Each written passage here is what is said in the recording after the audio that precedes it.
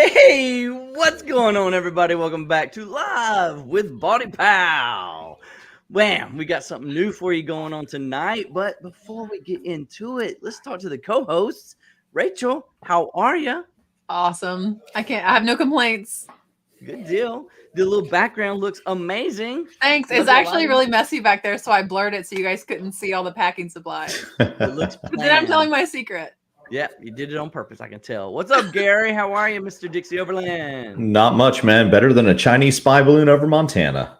Oh, yeah. Been waiting to use that line for 2 weeks now. You wrote it down. Now you get to use it. I did. It's on my hand. It did pretty good over Montana. It didn't do so well over South Carolina. That's right. Thanks so much for joining me tonight, y'all. We got a couple people out here already. We got Melanie in the chat. First one. Christopher Nutter is here. Hello, everybody. And look, we got Christy. What's up, Christy? How are you? And Flippin' Moose. How are you, Flippin' Moose? Thanks for joining us tonight. We do appreciate you.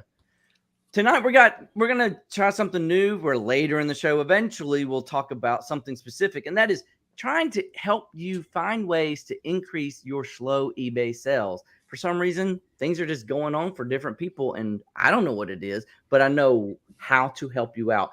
Rachel knows. Gary knows some tips. We're going to share them with you tonight. Yes, we are. But first off, before we get into that, I've got a drunk. I'm going to jump right into a drunk. My favorite emoji. Here we go.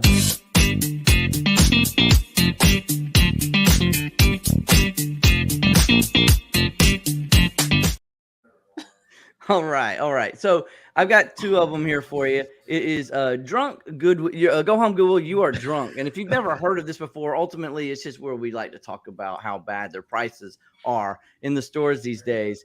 First things first, I'm going to have to stop sharing the other part of my screen and share the new part. And there it is. Let's check this out. Here's a pair of shoes, PFG shoes. You've heard of PFG, Columbia PFG, right? Did you know they make shoes? No. Yeah, I didn't see it in the outlet store, but that's about the only place. Yeah.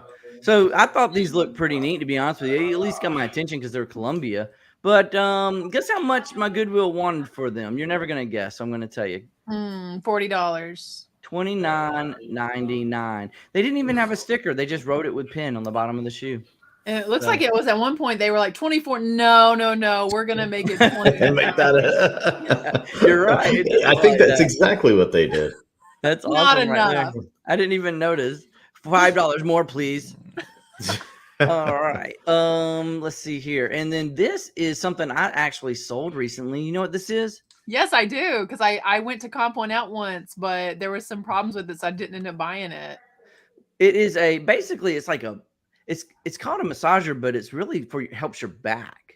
You lay on it, you put your knees up on top of it, and then it kind of sways back and forth and up and down at the same time. And it does some adjustments for your back. It's called Back to Life. So I personally actually sold some of these recently. I only picked them up for like $10, $12, $13.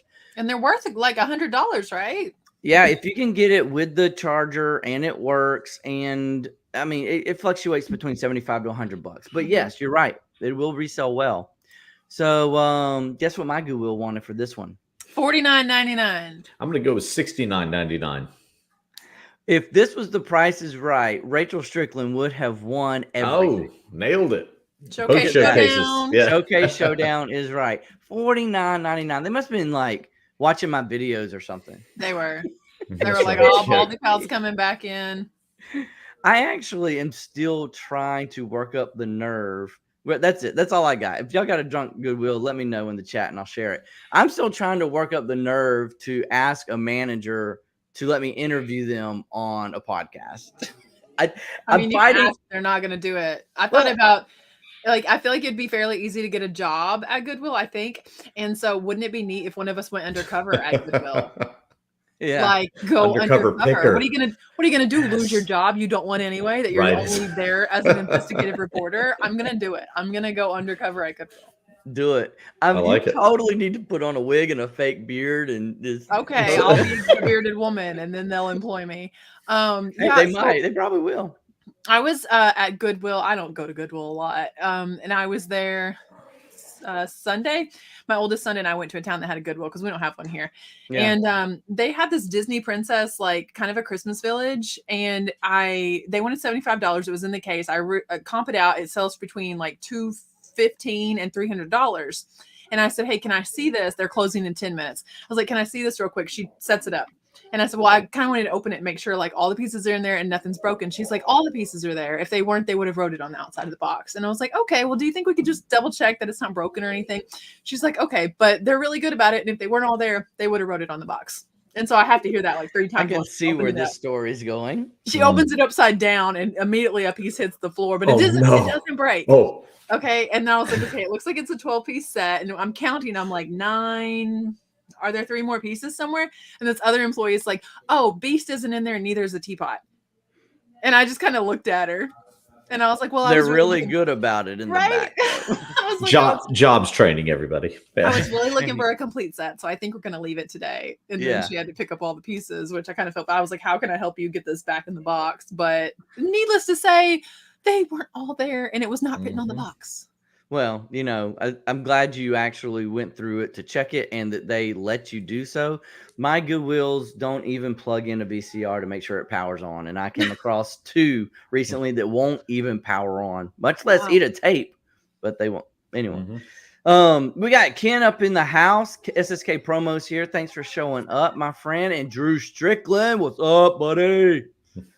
Jimmy says January was bad, but February has been much better.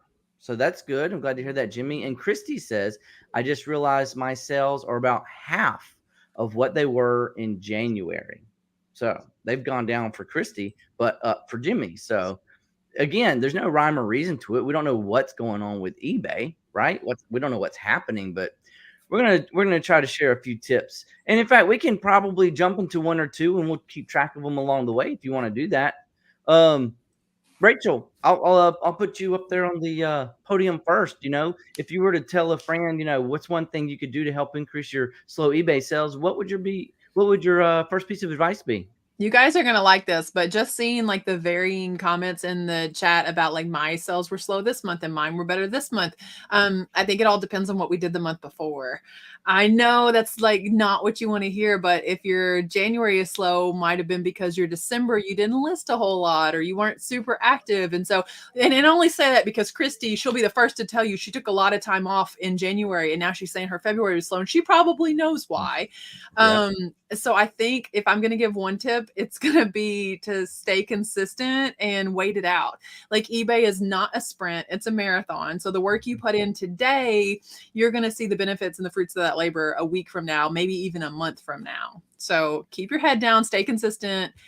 It's a marathon, not a sprint. That's a good one. Stay consistent, keep it up. Don't slow down what you're doing. Just keep it going all the way around. And that's, almost right in line with one of my first tips, which is list. If your sales are down, just put more out there for somebody to find, right? If your number, make sure you're consistently listing. To your point, stay consistent. And people say 5 a day, 10 a day. To me, activity per day is what's important. And if I don't have anything new to list, I'll end some things, wait an hour, go back in and relist it.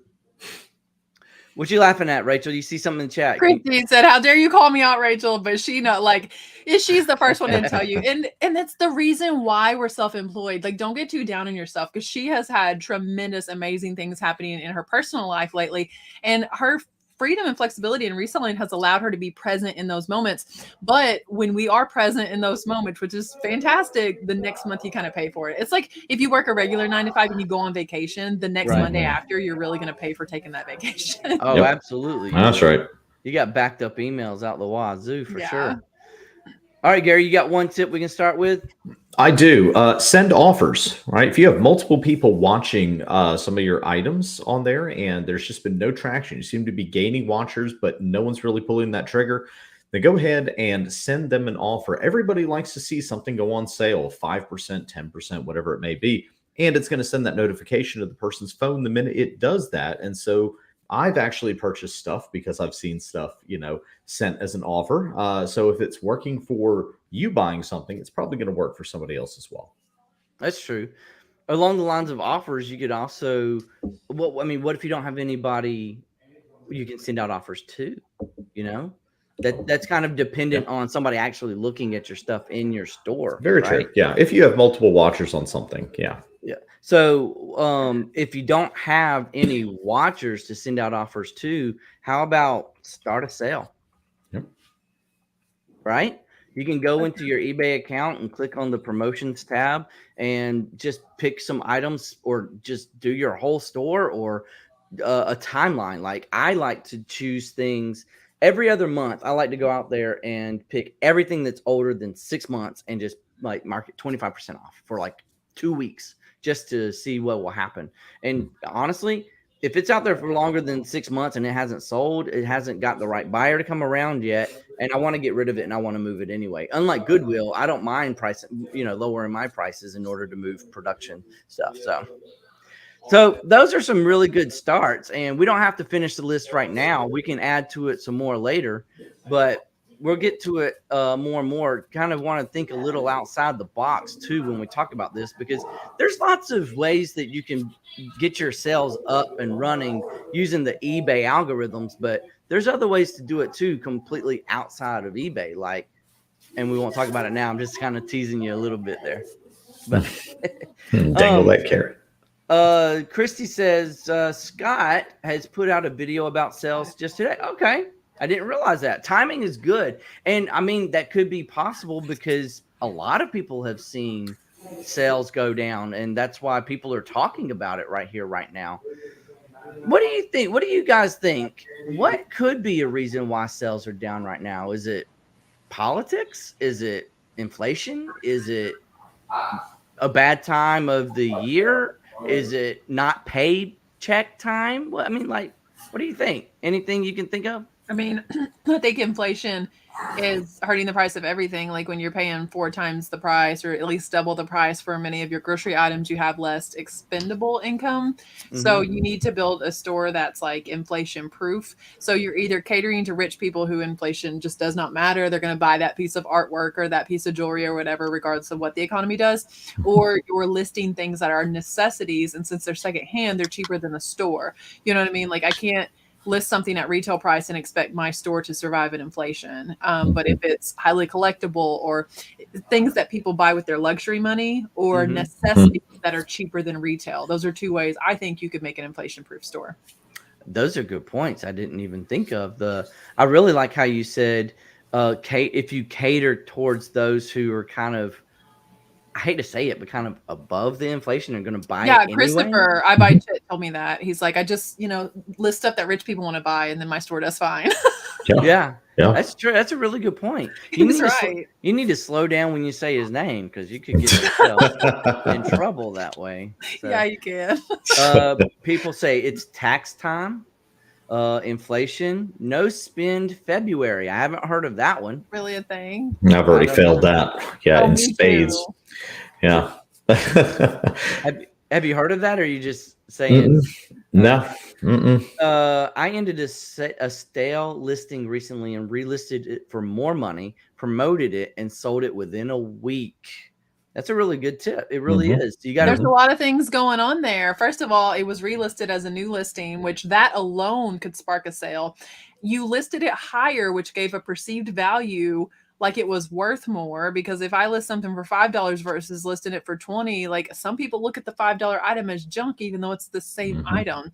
And then promoted it. Obviously, eBay wants to promoted listings because they get more money. So I mean, that was a triple whammy there to get that item sold. I agree. That's like all 3 of those in just one technique. Trifecta. So I added it here to our list. Refresh your old listings. Make sure that the title is up to par. Like, you may need to modify that title a little bit, or your description, or add more. I hate to say it, but maybe you got to add more details to the infamous number of eBay description details, right? SCOTUS on platforms for their use of algorithms. You got to help me with that acronym. I've seen it, but I can't remember what it stands for. Supreme Court. Oh, okay. Supreme Court of the United States. So, okay. I don't follow that one, Kim. I'm sorry. Gary, you follow that one? I'm sure you know. I haven't heard of this. I've heard of the congressional hearings. I haven't heard of anything going before the Supreme Court just yet. I think, you know, what she's saying is like Facebook and Instagram and all these like tracking people and constantly using these algorithms. Oh, social media and stuff like that. Yes. So a lot of sites are maybe redeveloping their algorithms so that they're not going to get into trouble for the way that they profile people. And so that could be leading to maybe fewer people are seeing your listings. Right. I'm with you. I understand that. Drew Strickland says, how do I find what rich people want to buy? We could get rich, Drew. If we got rich, then we could like make a tally of the things we spend our money on, but we've got to figure out how to get the money first. I think that's a weird frame of mind. Like I don't think in that frame of mind, you know? So it'd be difficult to pick in that frame of mind, if that makes sense. But that's a good way of kind of, I bet you we could take some real good classes from Christopher about that one. Yeah. Did you say Titleist, Adam? Maybe. He probably did. Yeah. He said this golf itch he hasn't been able to scratch in a while. It's very true. God, I wanted to go play golf this weekend so bad, but the temperature dropped to like 30 degrees on Saturday. Yeah, we're not and doing then that. Here we are on Wednesday and it's 75. Yeah. Lots of storms. Yes, Rachel, that is what I'm saying. So you got it. Good interpretation, Rachel. Thank you. Well, all in all, though, eBay is still here. It's not going anywhere. We got Mercari, we got Poshmark. I'm wondering, have sales gone down for anybody on any of the other platforms other than eBay? Is it across the board, which would mean it's outside? Outside. Get my word here, Gary. What am I trying to think of here? Trying to hold down all of the sales, or it's not just eBay all by itself. I don't know why I'm never good with it's more words. holistic. Yeah. Outside influence. That's the word I'm trying to think of. It's an outside influence, not an internal to eBay influence. So I think if you polled every reseller on every platform, you're going to see it split 50-50. Some people are going to say their sales are down because, like, no matter what opinion you put out there, you're going to find people to agree with you. So if you're saying sales are slow, you're going to see a lot of people agreeing. And then if I'm out here saying, are you kidding me? I had my first $1,600 day the other day, then I'm going to hear a lot of people saying, well, I had this and I had, you know, and I don't know. I mean, I feel like whatever you focus on grows. And even if sales suck, like find the silver lining somewhere, even if you're just like mimicking what other people are doing and trying to, like, I'm trying to source higher end things, taking my lower end stuff to Whatnot and emptying it out. I sold 100 items, or 100 lots in my Whatnot auction Friday. That's a lot. How long was that? You said a couple of hours. It was a 5.5 hour auction. Jeez Louise. I'm going to post a poll right now. Like, each lot had multiple items in it. You know how much stuff I got rid of all at once that it would have taken me forever, not only to list individually, but to wait for those items to sell on another platform. So like diversification is super, super important. What would some of us do if eBay shut down tomorrow? Do you have a plan B? Oh, that's a really good question. What if something were to happen to eBay? Period. The end. Like, it's more than 50% of my sales. But luckily, whether you think of it as a lucky thing or not, I do this part-time. Rachel, you don't. Gary, you do.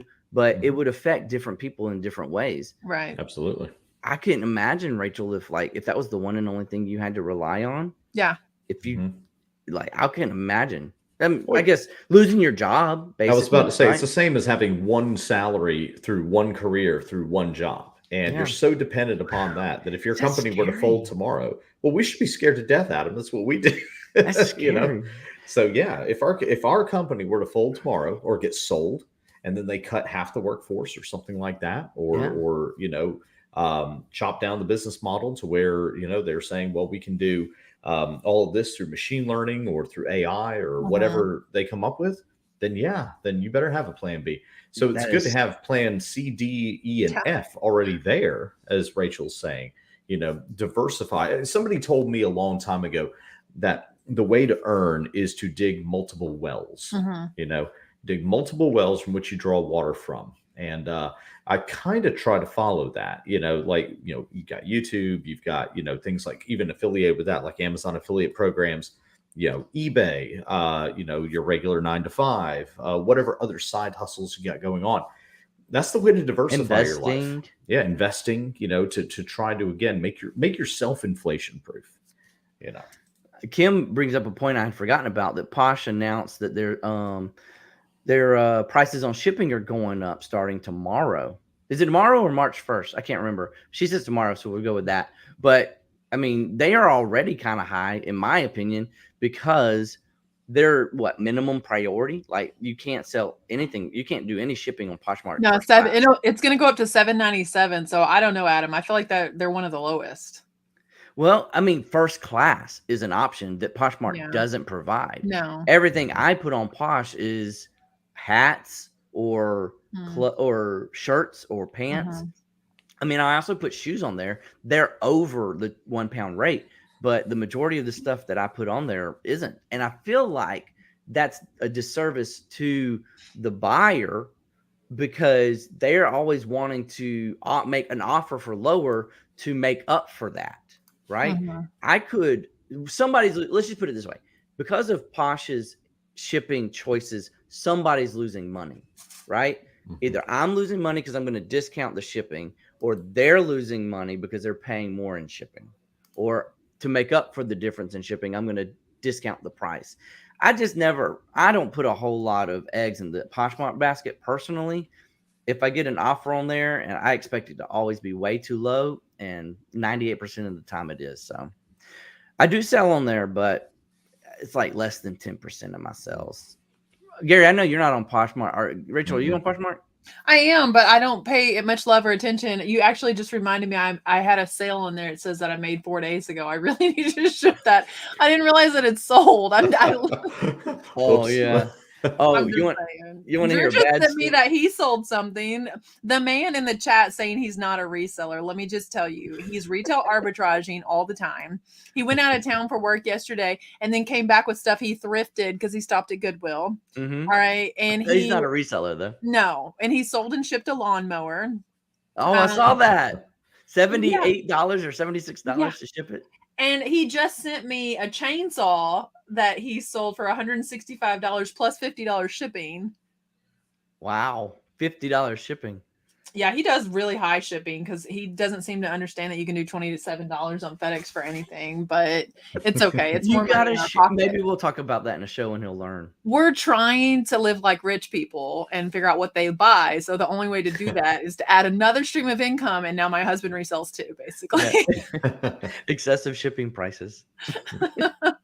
Oh man, yeah. Drew's got the money bags right up in here. Red Dirt Picker's here. Thanks for showing up, my friend. Hey everybody, he says. Honestly, I forgot where I was going with that, but y'all. Yeah, that Posh was like hurting the sales being. Oh yeah, they are. But you're on Poshmark though, right? Yeah. Okay, so do you know about what percentage Posh is in your 20. overall reselling? It's about 20%. Oh, I thought you meant like what percentage they take. No. Like of my reselling stuff. Yeah. Do you know about like eBay versus Posh versus what? There is no what competition. 5%. I don't know nothing. Exactly. Okay, I'm with you. We're about the same as far as that's concerned. I mean, it exists in my life, and that's about it. If I showed it some love, it could probably do way better. And listen, I'm interested in Posh live shows. Okay. That would be interesting to me. And I'm going to have Ashley Wheeler is a reseller here on YouTube. And not this Thursday, not tomorrow, but next Thursday on my live, Ashley is going to come talk to us about Posh live sales. And so it's going to be open to anyone's questions about Posh live sales because they have a lot of potential. People making hundreds of dollars per sale. And it's on clothing where I can't sell clothing on Whatnot. You can on Poshmark. People are buying it. I want to see that. Let me know. You got to. If nothing else, I want to witness it. I want to just watch and learn. I like. Yeah. I want to learn too. On Whatnot, you were helping me with this, Rachel. On Whatnot, I've started watching some people who are trying to do vintage photographs, just so that I can learn the market and how they sell it. That's important. That's because smart. I want to learn how it's successful on there before I go out there and just try it myself and then not make any money off of it. So. Christy says she's 80% eBay, 10% Mercari, and 5% Posh and Depop together. So Posh is low for her too. All right. I feel like I got a small echo. Maybe I don't. Moving right along. Let's go back to this for just a second. I do have a few more tips I have written down. Do y'all have any more? I hope you do. At least one more. You actually took mine about the refreshing, not necessarily refreshing the old listings, but going back and maybe adding a picture or two, adding a little bit more detail to your listing, to add some measurements on clothing. I know that takes a little bit more work, especially going back through your bins and your inventory to do so, but it can pay off for you. It might also be beneficial to revisit your shipping on old listings, even looking at that from someone else's profile, because you might not realize how high your shipping is showing up on some items. I think that's the first thing you always ask me is, was it because of shipping? Like, oh, they wanted to make an offer, but they didn't buy it. Was it because of shipping? You always ask me that. I'm like, it makes me rethink. Maybe I messed up the shipping because I estimated wrong or something like that. So I'm always revisiting my shipping. UPS versus USPS or FedEx. Those two are better in heavy objects, in my opinion. We'll talk about shipping on another show, though. You just took mine. Reevaluate your prices. I think, Gary, you just said that. Reevaluate your prices, because you may have had it listed so long, the market's dropped, right? Yep. Or it's not what it used to be when you first sourced it and put it out there on the market, which actually kind of leads me to hot or not. We can talk about later. But y'all don't let me forget. I'll mention that in a segment in just a minute. I was gonna say, though, outside of eBay, like outside of the platform itself, it's possible that your sales have gone down because you're not sourcing properly. It's because if you're new to the game and you're still learning to source, or it's difficult to say if your sales have gone up or down if you're new to the game. But if you have somehow started to go into a new niche, because let's say I've always done, I don't know, let's say electronics, but now I want to kind of get into men's shoes. I may be sourcing wrong, and I've been focusing on shoes for so long. I haven't really been focusing on my electronics, like what makes, the bread and butter for me. So because I changed my focus, it could be why sales are going down. So shift your focus back to what brings in your money. So shift focus back to your niche. I say that because I've actually heard of people here locally who have told me that they have tried to expand their store and expand their knowledge, and then like in a different sentence, a couple of same thought, but in a different sentence, they'll say, but I haven't sold a whole lot, so I don't need to pick up a whole lot now and spend more money. So I kind of hear that, and they may not realize that that's what the problem is they've lost their focus on their niche. So you can always go back to that. Way too long on that topic, but at the same time, to sort of piggyback on that, is that if you're trying something new, you can't expect to lose some money up front. I mean, this is part of the education that you're going to get, with learning how to pick different items, learning how to list them, learning how to sell them, what shipping rates are going to be. The old, you want to make an omelet, you got to break eggs, and don't you're right going now to lose a little bit. Yeah. So, and that's okay. That's perfectly fine. That's seeds you're planting to help you down the road. If I wanted to get in, like, I know absolutely, jack and nothing when it comes to women's clothing. And if I decided to get into it, I can expect that I'm going to pick up the wrong brands. I'm going to, buy things that maybe aren't in style or in season or anything like that. But eventually I'm going to dial that in, and, and over time it's going to pay dividends. So you can expect, I think, to lose a little bit up front. Yeah. Well, it costs to learn. I think the same thing with Whatnot too. Like so many people want to get into Whatnot, and they want that first show to run in and start things at $1 and them to sell for market value, and that's never going to happen. Not only should you not start your first items at $1, you should expect, even starting them where you need to be, you should expect to lose and never to sell what you could sell it for on eBay. I mean, very, very seldom are there exceptions to that, I feel like. But yeah, like you're going to have to lose before you can win on a platform like that. It just is the way it is. Like pay your dues. You know what I mean? That's right. Well, I'm a huge failure at that one. That's you just told my story with Whatnot, and I tried one. I saw everybody else succeeding with t-shirts. I tried t-shirts, mine failed, flopped, so I didn't try it again. Tried it once, never went back. But you gotta find, like, I couldn't tell you how many different genres and categories I've sold in on Whatnot, and how, like, the small percentage of them that have succeeded. We have found success in ephemera, in crafts, and in Lego minifigs. There are still some categories left unexplored by me, and I would really like to tap into them, but I could also give you twice as many that didn't work for me.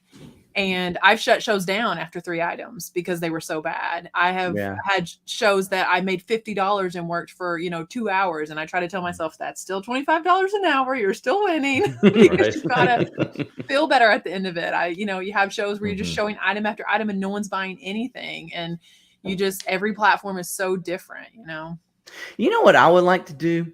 I would like to be a Whatnot seller's sourcer. I want to be the person who goes and buys the things they want to sell on Whatnot. You have to I don't want to so low. Yeah, I could do it. I could find it. I definitely could. Especially on Dollar Day at Goodwill on a Saturday morning. See, we don't have dollar days and we don't have a bins. And so my best option for Whatnot sales is the box lots at auctions. Yeah. And those I can make a killing off of a box lot. I want to try an auction too. Flippin' Moose says, break and scramble those eggs. As long as you have some bacon, you're good. I'm going to start using that, and I'm getting hungry now.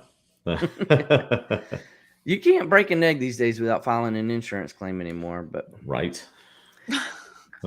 Christy says, I did 4 shows on Whatnot, and I'm done.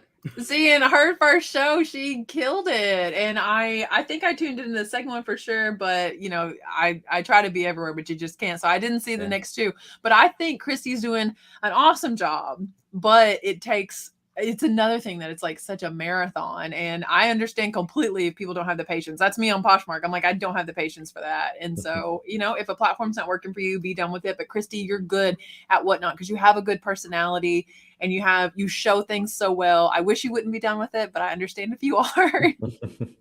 Drew says you can't buy experience. I agree with that wholeheartedly. Before the show, I was actually sharing a story with Rachel, and part of it was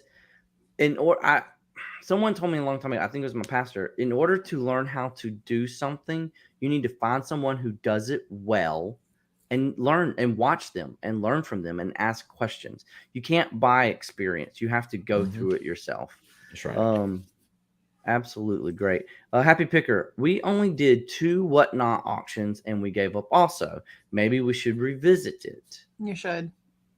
Listen, if I only did my clothing, and I'm talking like mall brand, fast fashion, maybe a little bit higher end women's clothing, if I only ever did those, I wouldn't be on Whatnot either, because I was probably losing money in the sourcing. But when I can buy a lot of $10 worth of magazines from the auction, $10 I spent on these, and I have had 2 auctions at $793 on Whatnot. From magazines. Yes, from my $10 buy cost.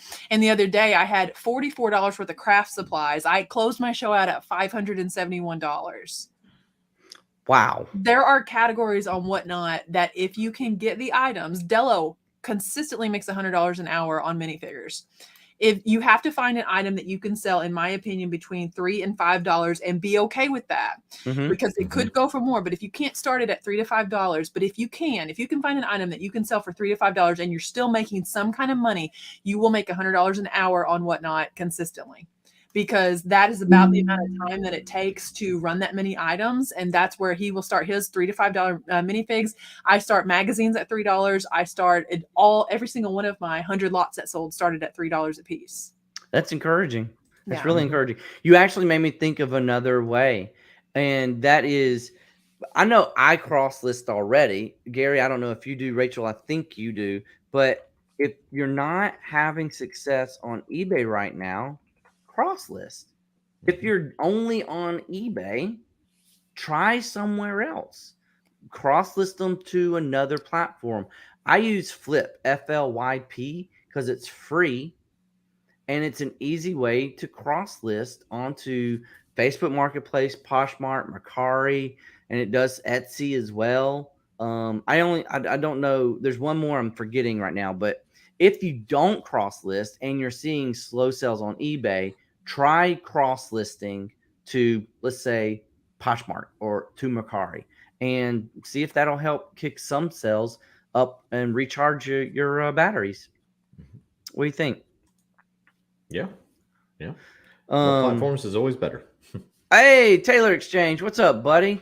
Awesome tip right there. I've been I don't know why YouTube is so weird and finicky, but I've been subscribed to Taylor forever, and I just started seeing him again in my flow of YouTube videos. But he's got great videos, y'all. You should go check out Taylor Exchange. I think he recently just got over 1,000 subscribers, so good job there, buddy. I like his he's got a vertical flat lie setup, which I'm gonna try to duplicate. Gulf Coast, what's up? What to do? Yo. I used to have a job where we used to say hello going yo. So now I see that and I think that every time. Drew Strickland, what it do beatbox crew? You know Ryan's a beatboxer, right? No, who?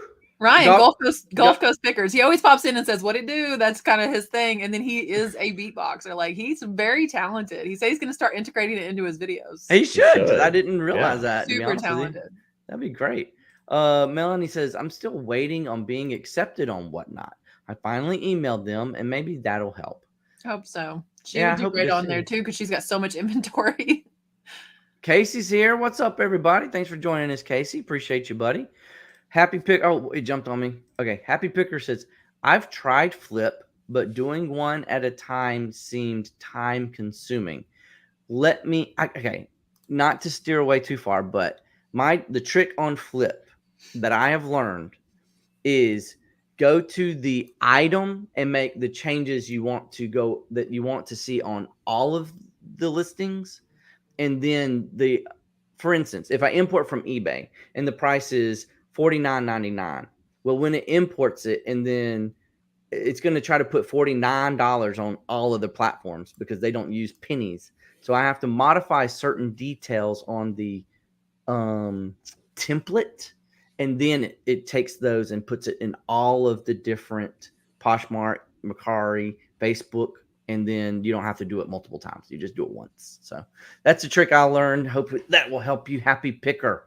And they do have problems. Like if Facebook Marketplace makes a change, then Flip is out of sync, and sometimes it won't actually list until Flip makes a change.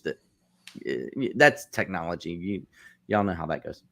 Delisting and relisting right now. That's another good tip to bring up your sales. Taylor was at FlipCon, right? Taylor, were you at FlipCon? I don't remember if you were or not, buddy. Yeah, you're welcome, buddy. No problem.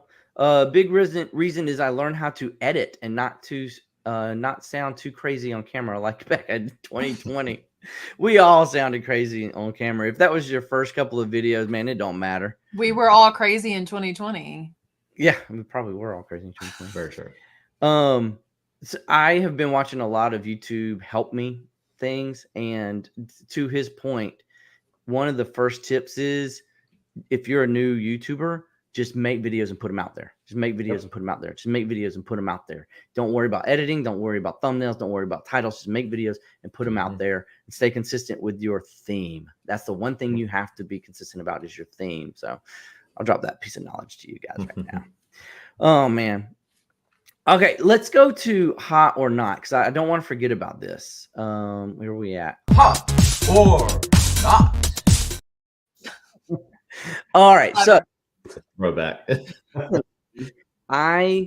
the hot item I have is Drake waterfowl fishing gear, clothes, really similar to Columbia PFG, but I put Columbia PFG on the not list a long time ago. Gary, I know you remember what I'm talking about.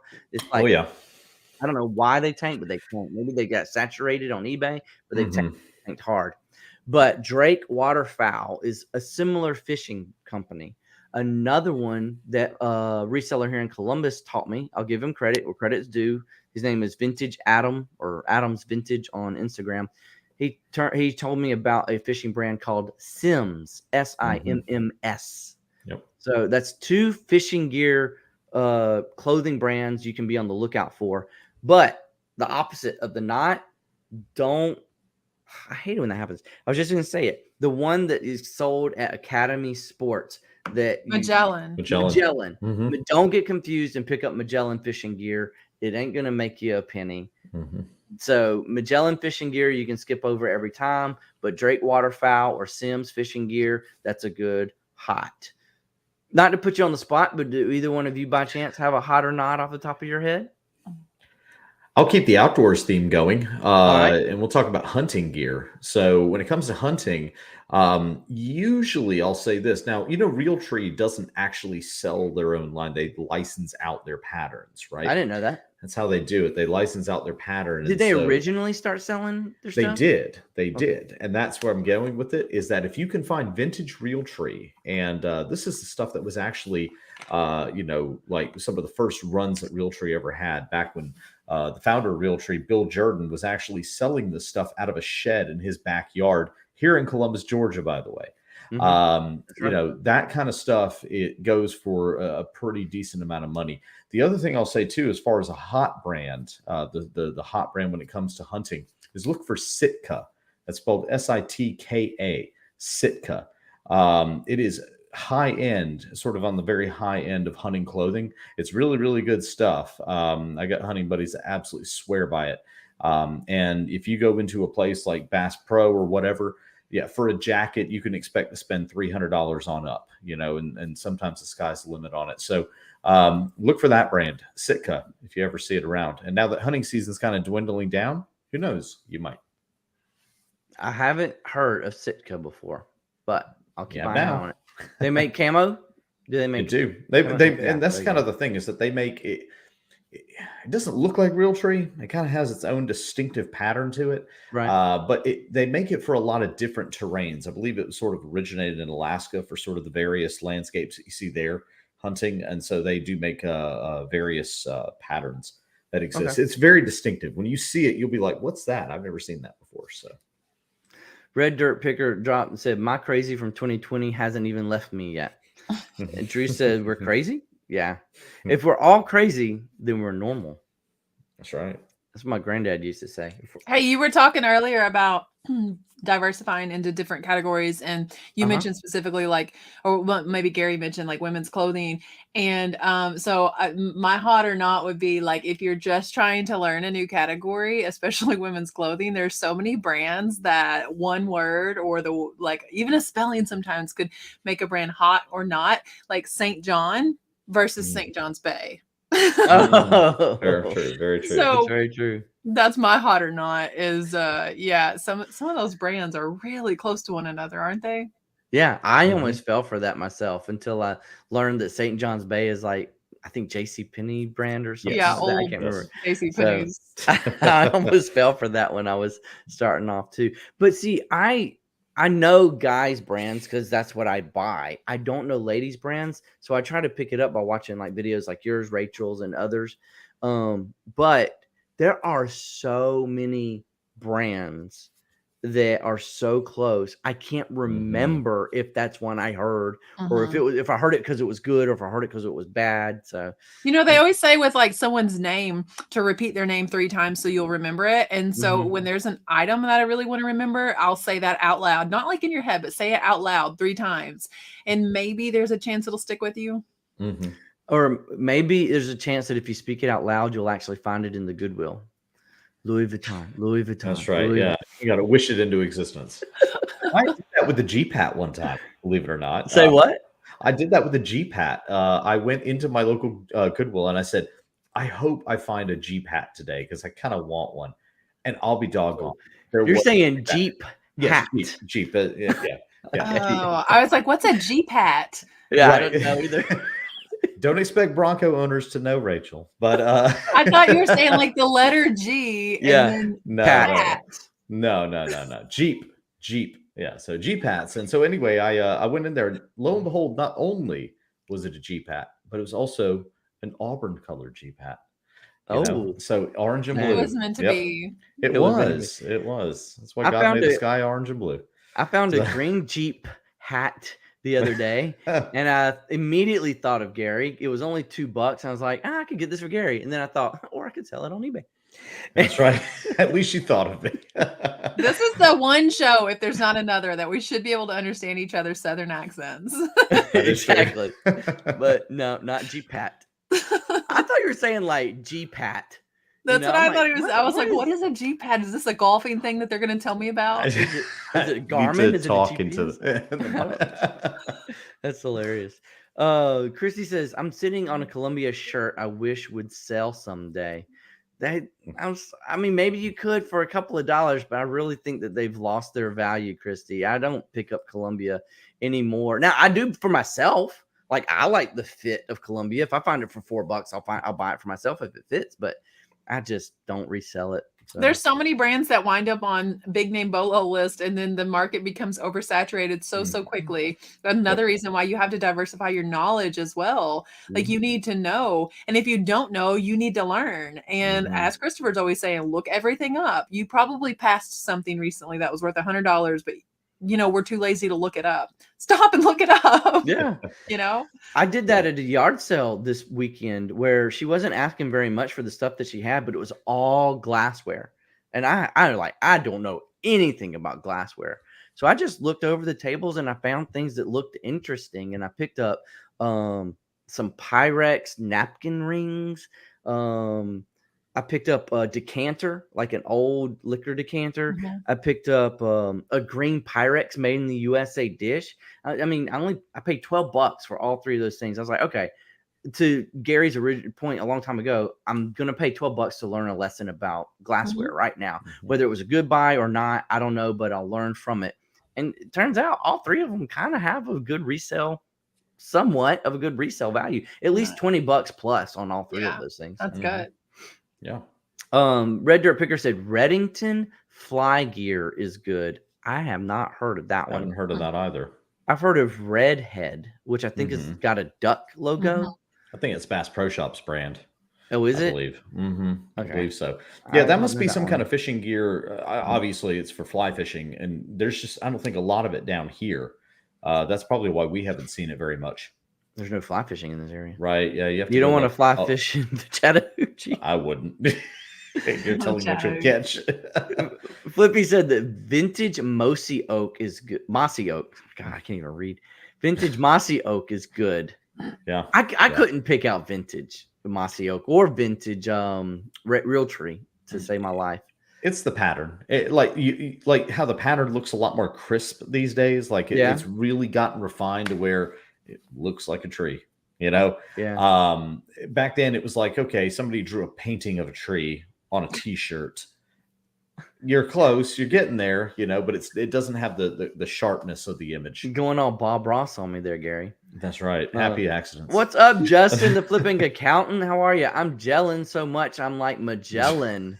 I love it. Thanks for showing up, Justin. Appreciate you, buddy. Got to drive and make a phone call, but I'll catch y'all later. Thank you, Taylor, for being here. Appreciate you so much. Patagonia makes the best waders for fishing gear. I know Patagonia is a brand. I've never seen anything high-end like waders. I'll be honest, I didn't know they got into fishing. I thought they were mostly like hiking, outdoors, frat, and in small cases, military gear. Yeah, I had no idea either. I'm usually picking up like polos or flannel shirts. The occasional military gear, like you said. I did say fraternity too, didn't I? Did you? Yeah, fraternity gear. This caught my eye. I don't know what it's in reference to, but Lamborghini. Say it 3 times out loud, and you Oh said, yeah, maybe you'll find one. I like that. Yeah, Porsche. I find those all the time. They don't belong to me, but I find them. Not around here. I wonder if you could flip that. I thought he was saying GPAT too. Yeah, we all did, buddy. It's Gary. It wasn't us. It was Gary. That's right. It's this new test I'm coming up with. Louis Anderson. I found that Louis Anderson brand. I don't know Louis Anderson brand, Drew. He's a comedian. I don't get the reference. Yeah. I never get any of his references. And Okay. later he'd be like, I you know. weren't paying any attention. I'm Louis like, Anderson's a I'm comedian. I sorry, get it the was reference. late. I thought that was a comedian, the kind of a bigger guy with blonde hair. So Yeah. no, I don't know the reference. I can pick out vintage Lego. Does that count for anything? Yes, it does. Of course. I think it should. I think it should. I wouldn't know how to tell. I mean, those sets are retired. Dello just got it came in today, a set of 190 minifigs that he well, actually Chrissy Collins on the Move found them, and they were at her local Facebook marketplace. And so I'm not on Facebook, but I figured out how to get on there and how to message this guy, and I asked him if he would ship it or if I could have a local friend pick it up, and he said he'd ship it for $10 more. He got them for $260 all in. And how many again? 190. So they're like $1.30 a piece. $1.30 a piece. Perfect. He'll make some really good bank off of that. Yeah. Christy says, I got a few things I know sell well, and you don't see me sharing them on social media. Anthony says, I don't blame you, Christy. It's, we kind of make our own problem with the whole make videos on things to help other resellers out. I don't honestly consider it a balance of what do I share to help people out versus am I going to impact the market on this thing? Truthfully, Rachel, you said it. I just try to keep up with it. Like there's always something coming up, always something new. Hoka was big 3 years ago. Now everybody knows about Hoka. Hoka's kind of starting to level off. What's the next big shoe? I don't know that yet. I think it's important learning for it. Like I'll share stuff that sells. Like I want people to know you can sell old paper, you can sell a gum wrapper, you can sell bouncy balls, because you're not going to walk into your Goodwill today and find a bouncy ball. But if you ever see one, you'll remember, hey, Rachel Strickland sold one of those and she said pick it up, and then you'll have that knowledge. But like we'll use Justin as an example, the flipping accountant. He does a lot of retail arbitrage. If you're smart and you see the way he's doing it, he's not telling you the day he's picking it up, because he needs to ensure that he's getting those items. And then he also isn't listing it immediately. He waits until that market is going to die down and it's an investment for him. And he's going to list it later when everyone else's is kind of, off the market. So if you are going to give those retail arbitrage bolos away, do it smart like these people are. Oh, absolutely. And that's definitely a good retail arbitrage technique. I don't know that you could use the same technique if you source at thrift stores, though. Yeah. Because, I mean, I don't know. A brand's a brand. A brand's going to die out or not. I mean, take Orvis, for example. I think they signed something with Costco, so their prices kind of went down, so they're available more. They're just not as less available than they used to be, right? They're not as scarce as they used to be. The prestige of the brand is tainted. It's gone down. So I quit picking up Orvis. Why? Because our store's prices never went down on on them, but the price in the market overall went down. Yeah. So I'm not going to pick up Orvis anymore. And there's plenty. I guess that's another another knot is Orvis. So I think it depends on what Orvis product you're picking up in that regard. Yeah, some of the things you can find at Costco, yeah, but some of the other things, I mean, the jackets and things like that are still pretty good. They're Barber and them are the same company, and so if you're finding Barber gear or Barber jackets or anything like that, absolutely pick it up. Yeah, I've heard of both of them, but I didn't realize they were the same. Yeah, Drew said Clown is the next big shoe. That's right. Clown is the next big shoe. Yeah, no, Drew, that's been a big shoe for a long time.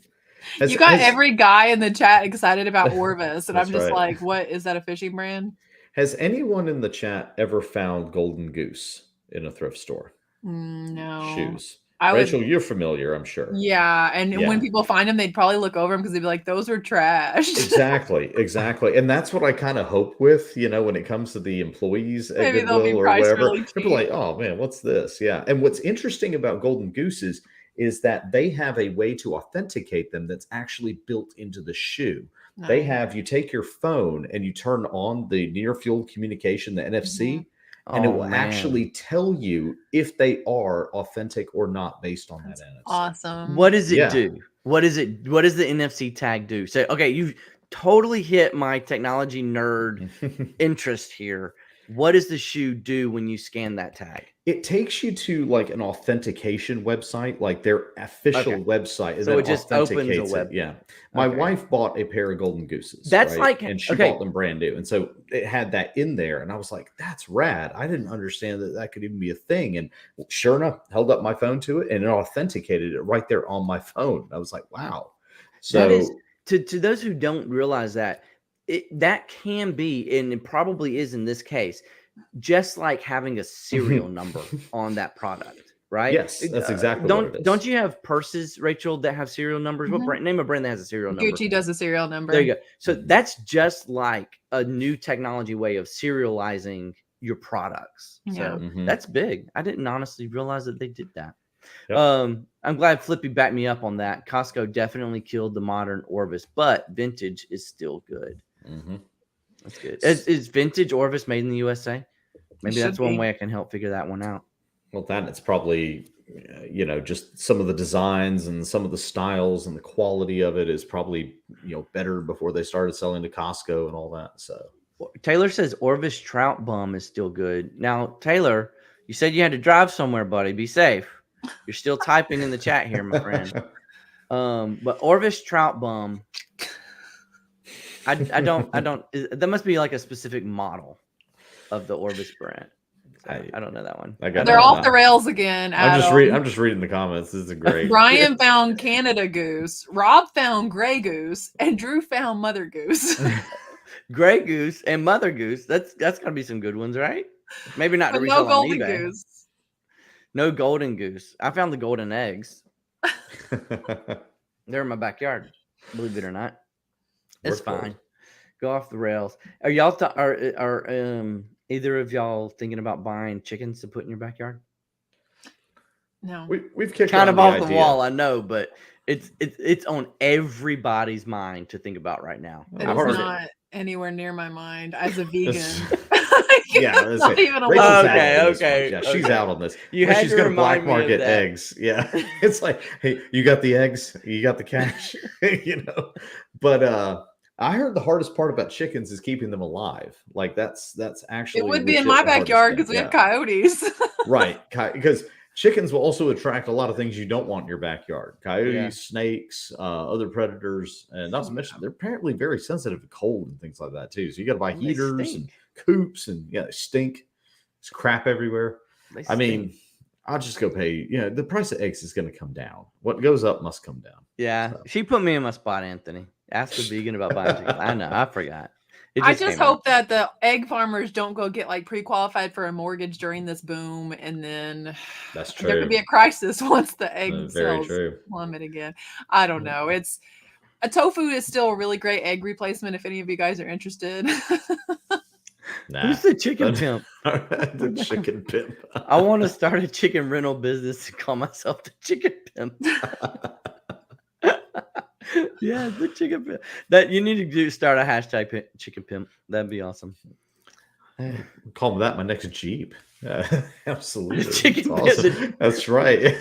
Be on the side of the hood. Chicken pimp. That is hilarious. Oh man. So I've got lots of buddies. A lot of the ones that are going hiking with me in April. Two of them already have chickens, and they've convinced two of the others that they need to buy a coop and put some chickens in their backyard, because apparently their eggs are going to be so expensive in the near future that you're not really even going to be able to afford them, and they're not going to be in the grocery stores. You're going to have to find a black market to buy eggs off of. Listen, the price of almost every other grocery item has sometimes doubled, sometimes quadrupled in the last 3 years since 2020. None of them have gotten the bandwidth that eggs has. I'm like, how many eggs are you guys eating? Yeah, that it's the forefront in everyone's mind, the price of eggs. I'm like, we're paying twice the price for bread now. What price are you paying for meat versus however many years ago? But eggs, that's where people draw the line. They're like, I used to get these for 2 quarters and a nickel, and now right, yeah. That's a really good point, because I don't remember ever seeing a price gouge on eggs before. So I guess, I mean, the price of chicken has always been expensive. I mean, Chick-fil-A, Popeyes, the food there is always more expensive than Burger King or McDonald's. So, Well, the thing is, people will stop actually butchering chickens for the meat and just use them for the eggs if that's where the money's at. So the price of your chicken breast is going to go up and all that because of that's that. true. KFC be warned. I stopped eating, not stop eating it altogether. She's going on a hunger strike because of the eggs, is what she's saying. Okay, I won't pay the extravagant prices. That's I don't. To your point, Rachel, I don't eat enough eggs. I guess I don't knowingly eat enough eggs that this is going to make a difference. But I mean, I like sweets, like I like cakes. Here's what's interesting, though. There's eggs and stuff I eat, but I don't. There are eggs in so many things that you have no idea until you're vegan and you try to avoid eggs and dairy, and it's in everything. So one of two things is going to happen. It's either going to increase the price of everything else if it doesn't go down soon because it's in everything, or it's going to start to become a lot easier to buy vegan food because they're going to be like, what do we have in this product that we don't actually need, but for some reason we've been putting in there for eggs, let's get rid of it. And then I'll start to enjoy foods that I didn't before. So you are saying though that there is a tofu egg replacement? Well, they have a thing called Just Egg, but to me it's more expensive than eggs are right now. But no, we just buy like a block of tofu and we scramble that up almost every morning. Drew and I like share a block of tofu. You can scramble tofu? Yes. Oh, you can do anything with tofu. You can do anything from a smoothie to beef jerky. Okay. I have always been someone who tries something 3 times before I completely wipe it off my menu. Did you say beef jerky? Yes. Like, have you actually tried actual beef jerky? I've made tofu jerky. No, but have you tried actual beef jerky? Because there's no way that it could possibly taste like that. She doesn't remember what it tastes like. Listen, after this, you guys both message me your addresses, and I'm sending you both some vegan jerky, and we'll try it here on the show one night. I'm down for it. Honest reviews? Yes, I need both of your addresses. Fair enough. Fair enough. I'm up for a challenge. Flippy says, no chickens for me. I'm moving straight to the ostrich. That's right. Bigger eggs, bigger money. That's smart. You ever seen one of those eggs? It's like that big. Is it just chicken eggs that the price went up on? Because don't people eat like quail eggs and stuff too? Yeah, they do. Mm-hmm. Christopher says, Drew, tell Rachel to check her PayPal. Sent you something for the giveaway. So, sorry. Maybe I wasn't supposed to read that. Justin says, when I was a lad, I ate 4 dozen eggs. Now he's it's good time. When I was a lad, I ate 4 dozen eggs. Your heart stopped temporarily, but he got it restarted again, so that's cool. I kind of feel bad for knowing exactly where that quote's from, but I knew exactly where that quote was from. I'm happy that you did. Flipping Moose, the price stopped me from egging houses. Now just go to TP. Go back and TP them. No one will matter that. Like TP is back on the shelves. It's available now. So go back to the TP. Another awesome band name, Scrambled Tofu. Do you remember on Doug, like Doug Funny, the cartoon, they had The Beats was the name of the band, and they had a song, and it was Killer Tofu. Do you remember? I do remember that. He was like, ooh, Killer Tofu. What TV show was that? Doug, the cartoon. No, I never watched Doug. How bad am I for never watching? Why Doug? are we here, Gary? Why do we hang out with him? Yeah, I gotta go, y'all. No. We immediately both click out. Right. Yeah. Okay. You said that, and it reminded me that I had a different hot item that I came across while looking up some plush I found at the store yesterday, and I'm going to share that right now. Have y'all ever heard of Foster's Home for Imaginary Friends? Yes, because I have kids. I never heard of it. But look at these are the current current listings for Foster's Imaginary Friends plush. 25 listings. Highest price with 12 watchers is $334. There's 25 listings. The lowest price is $35. So what are solds? Almost anything in this category is going to be a good pickup. Let's look at solds. I think I clicked it twice on accident. No, this is solds. All right, 17 sold. $309. So for this doll, the going rate somewhere around $310, not $330, but But look, Crazy. 125, 110, 96, 99. I'd never heard of this cartoon before, Mhm. but I always do pick up and look at crazy, odd, weird looking plush. Like I kind of skip by all the bears and the regular animals that everybody knows about. But if it's a weird looking plush like this Mhm. stuff, I'm definitely picking it up. Now, I was looking for this Bendy and the Ink Machine plush because this is what I found in Goodwill. Oh, yeah. Look at these plushes. Mhm. 75, 99 for a lot. So these I found two of these in a bag. So it was $4 total, so $2 a piece. And I just scanned it with Lens because I didn't have a clue as to what it was. And these prices came up, and I was like, oh yeah, I'm definitely buying this. So like this is the one I have. No, that's an 18-inch. Sorry, I got a half that size. My bad. That one looks like a Cause doll version of Goofy. Yeah. But I mean, Bendy and the Ink Machine, Foster's and the House of Imaginary Friends. I mean, I'm not a huge plush knowledgeable person. You got to go Cajun Reseller for that. He's but- there. He's here. He said plush. He woke up. Oh, it's like we say plush and the gods bring him into the show. So awesome. But I mean, The those best two, plush I ever sold was I found 2 Crash Bandicoot characters, and they were like 50 cents or something, and I sold each of them for $75 plus shipping. Nice. And they were nice. just like, look like they were out of a claw machine or something, you know. But I know anytime you find like Sonic or any type of like a video game character, that's worth Right. looking up, because those, you know, obviously collectors have kind of a cult following. But Crash Bandicoot is really a good one. Crash Bandicoot, I used to play that game all the time on PlayStation 1, man. I love that game. My local Goodwill, I should have taken a picture of this. This goes to the whole go home Goodwill, you're drunk. Gary, whatever you're eating. Oh, you can hear that? Oh, I can totally Oh, hear no shit. y'all. Oh, my bad. I mean, no crap. No, I didn't know that. My bad. It's just M&M's. Jeez. The bag is crinkling really loud. My in your bad. My bad. He doesn't hear the kettle cooked chips I'm eating. I know, right? Yeah. Switch to beef jerky next time.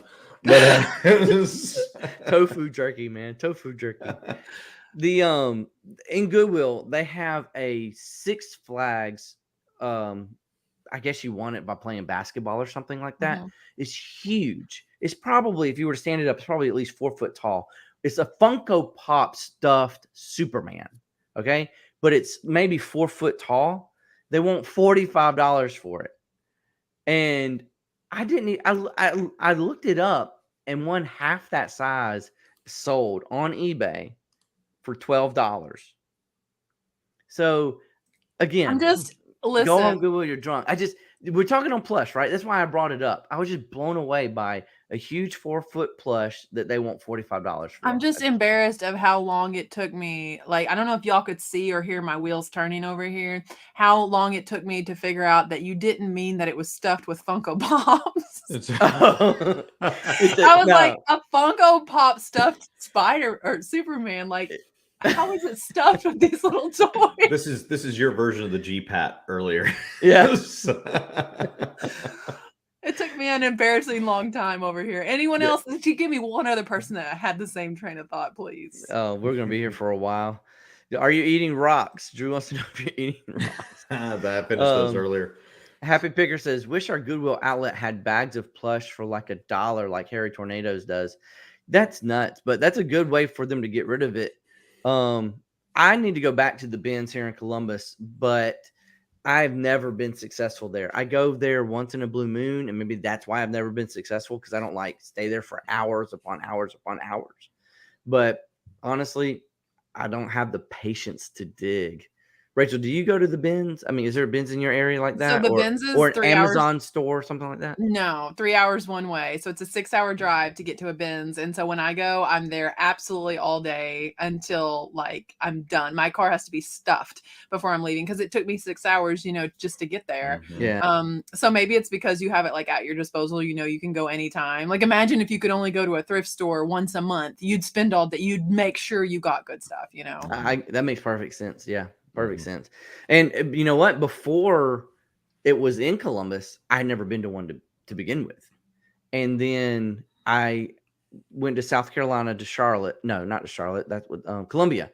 And because part of our company has an office in Columbia, and I went there and I knew they had a bin store there, and I went to visit it, and it was twice the size of our bin store. So I just really feel like they're just not doing a good effort of a bin store in Columbus, honestly, because there's much better bin stores in Atlanta, in Columbia, things like that. So I'm not big on the bin stores. So I do like Dollar Day. Google Dollar Day has made me some major bank these days. So electronics. When they're not changing the prices, though. That's true. You're pulling it off the shelf.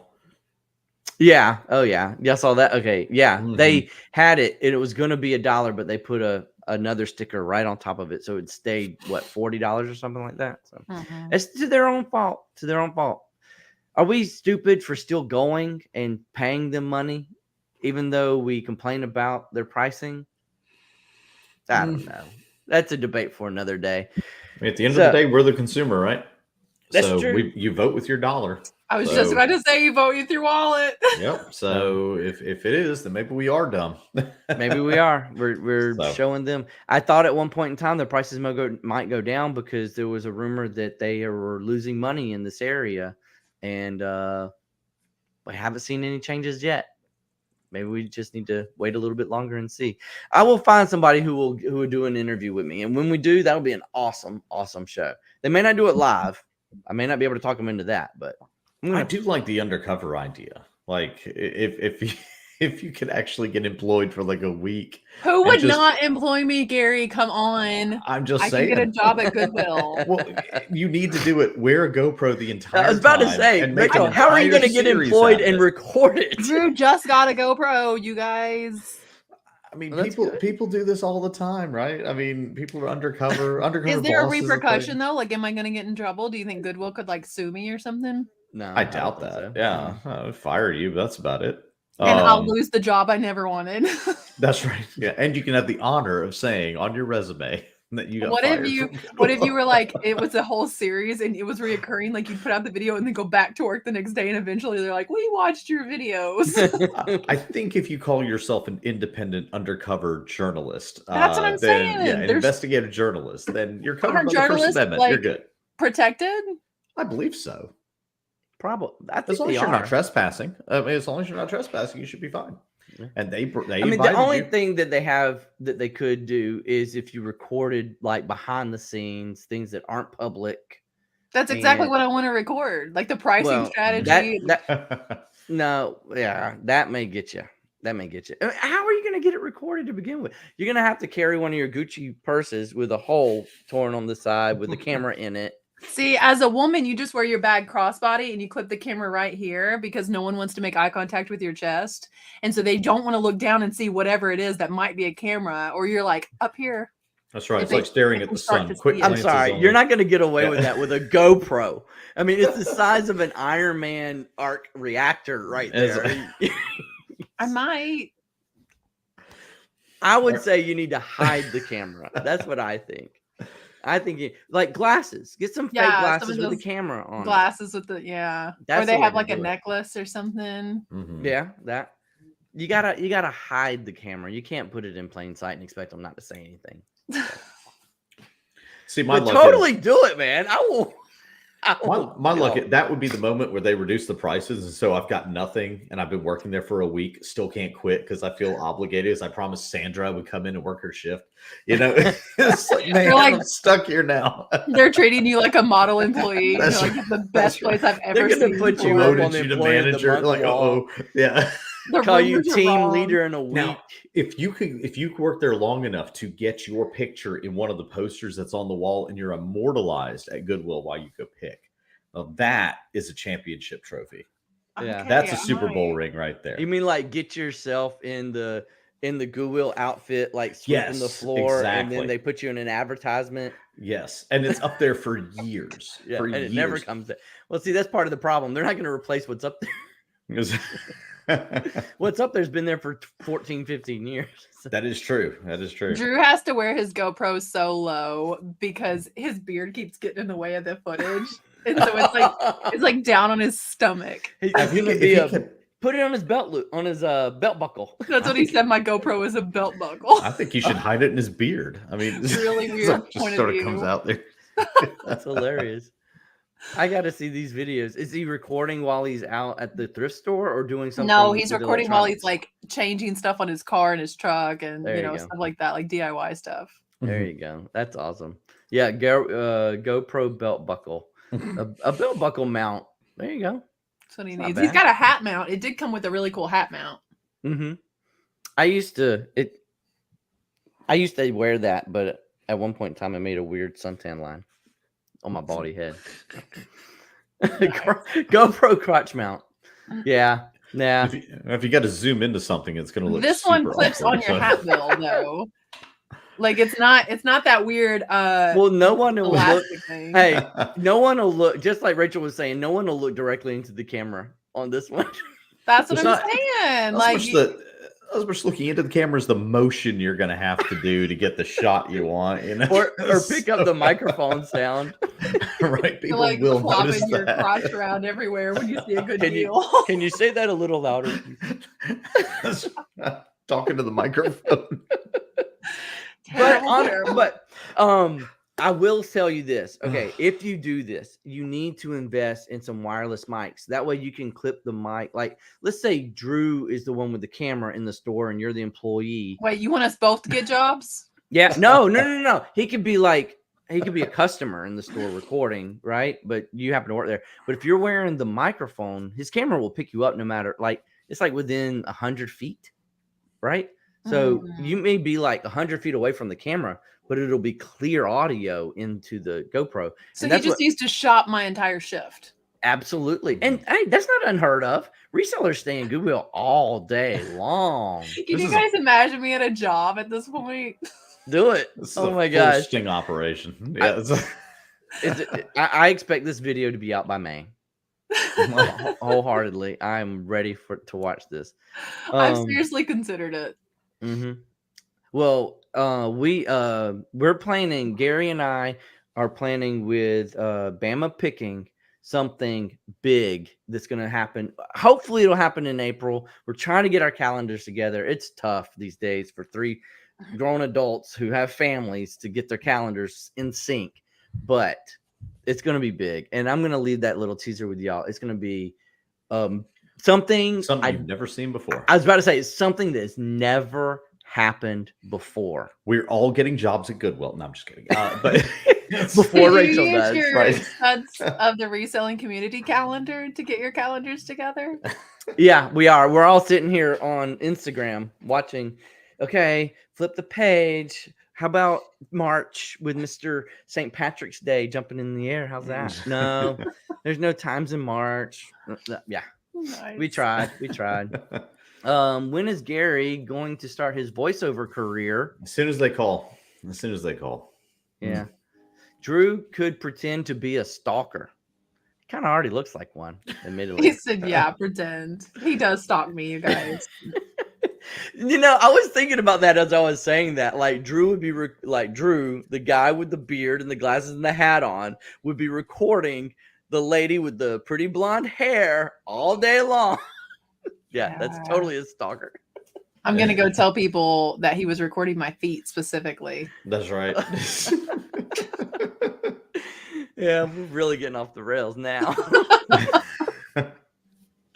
All right, guys, let's wrap it up at that. I hope we got like 10 really good ideas for y'all on how, if you got slow eBay sales or just sales in general, things to help you pick up for in the next couple of days or the weeks, things you can implement, things you can change, and just tips on how to pick up those sales. And I hope it works for you. I hope you start having the best weeks in the next couple of weeks ever, because these are what just took your store to the next level.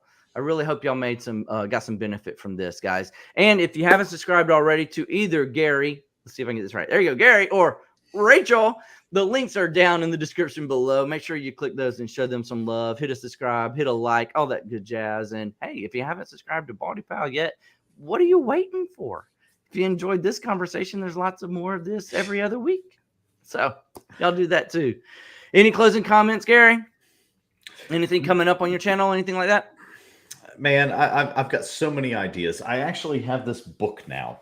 I started writing things down because my ADD is so horrible that if I don't write things down, then I'll end up forgetting them. It's brilliant. The ideas are brilliant.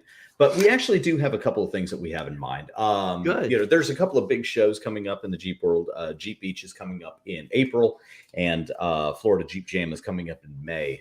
So it's an excuse to go to the beach, go Jeep around, go have some fizzy sodas, and record videos. And what could be better than that? So that'd be awesome. That'd be awesome. One of the tips I have learned is write down at least 50 ideas and make one. Yep. That doesn't mean you have to throw the other 49 away, but it means you've got so many to go to later. Yep. Rachel, what's going on with you? What's going on with your channel? What's your next video coming out? My next video, I'm editing it now. It's just taking a while to edit because I'm going to have to cut a lot of footage. I'm over an hour. It's an auction video, probably the greatest auction I've ever been to, live auction. I mean, I walked away with more off of this auction than I would have had I bought a storage unit. Right. Really good stuff. So that is really good. If you like live auctions, I mean, the one I go to is a lot of fun. So definitely subscribe and watch for those live auction videos. That's my next one coming out. But then I'm live tomorrow night at 8 o'clock Central. There you go. 8 o'clock Central. That's 9 o'clock Eastern for those of you on my side of the timeline. Is it Central or anyway? I'm not going to make a joke. I was going to pick on you, Rachel, again about misspelling Central or Central. I misspell a lot. Yeah, not because I can't spell. I'm actually a really good speller. I just do a lot of typo. Yeah, that's on you're on the wrong side of the timeline, is what it is. So. But that's it, guys. Thanks so much for hanging out with us today. I've got a video coming out. It's going to be about 5 mistakes beginning eBayers always make and how to correct them. So look for that in the next week or two. And until then, y'all stay safe out there and have fun picking. We'll see you next time.